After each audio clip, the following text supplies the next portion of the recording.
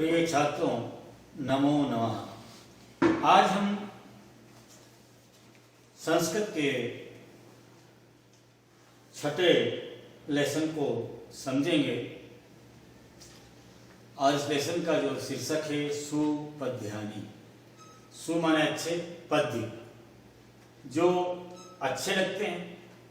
एक होते नीति श्लोक, एक होते सुभाषितम और एक होते सुपद्य। हिंदी में जैसे गद्य पद्य होते हैं, ऐसे संस्कृत के पद्य हैं और आप ध्यानपूर्वक इसको समझने का प्रयास करेंगे। पहले श्लोक को देखेंगे। स्वयं न खादन्ति फलानि वृक्षा पीबन्ति नाव स्वयमेव नद्य विभाति काय करुणां कारुणां परोपकारेण न चंदनेन। इस पद्य का जो अभिप्राय है, परोपकार का क्या महत्व है, इस सुपद्य से परोपकार की शिक्षा दी गई है। देखो, जितने भी वृक्ष हैं वो स्वयं अपना फल नहीं खाते, उनके जो फल हैं वो औरों के लिए होते हैं, अपन सबके लिए होते हैं। कभी आपने देखा कि कोई आम का पेड़ स्वयं आम खा रहा है और गुठली फेंक रहा है? ऐसा नहीं होता है। पीबन्ति नाव स्वयमेव नद्य। आपने कभी नदियों को स्वयं जल पीते देखा है? ऐसी न्यूज भी नहीं आई होगी टेलीविजन पे कि आज शिप्रा नदी अपना खुद जल पी गई, गंगा नदी अपना खुद जल पी। नहीं, नदियां भी अपना जल नहीं पीती हैं,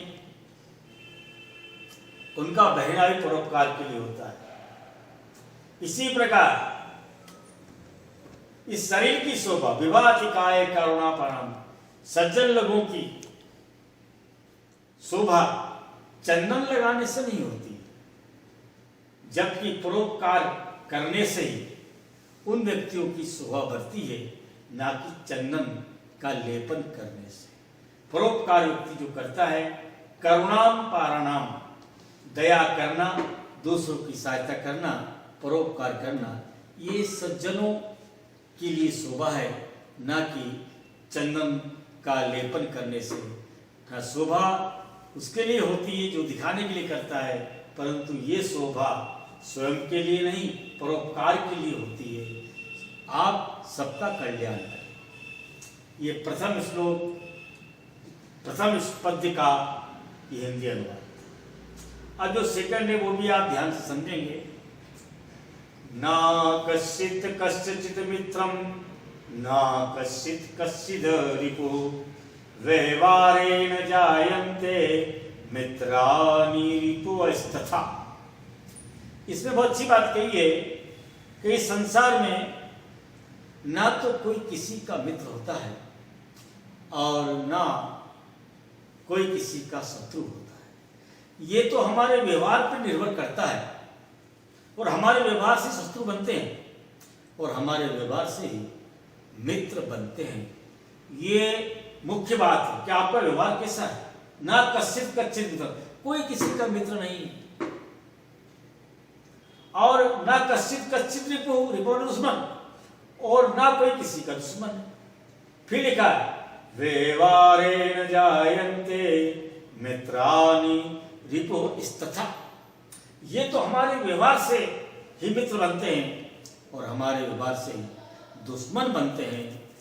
इसलिए हमें अपना व्यवहार ऐसा हो जाए कि सारा संसार हमारा मित्र बन जाए। संस्कृत में कहते भी हैं वसुधैव कुटुंबकम, सारा विश्व हमारा परिवार है।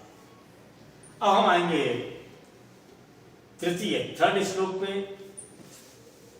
इसका भी बड़ा अच्छा अर्थ है, ये आपके जीवन में काम है।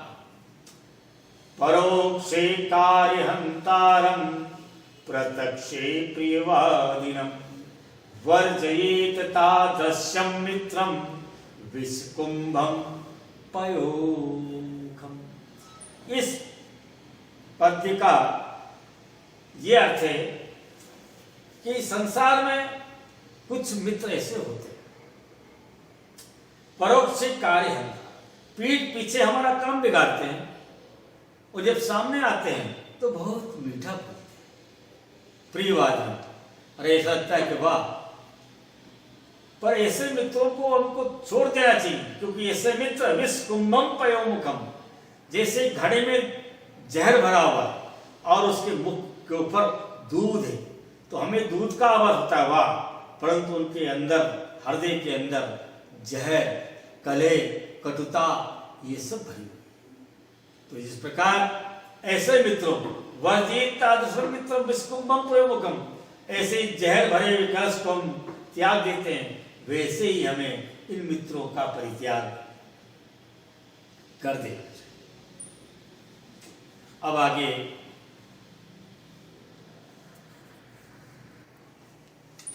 अब हम अगले जो हमारे दो पद्य बचे हुए हैं, हम अगले वीडियो में इसको समझाएंगे।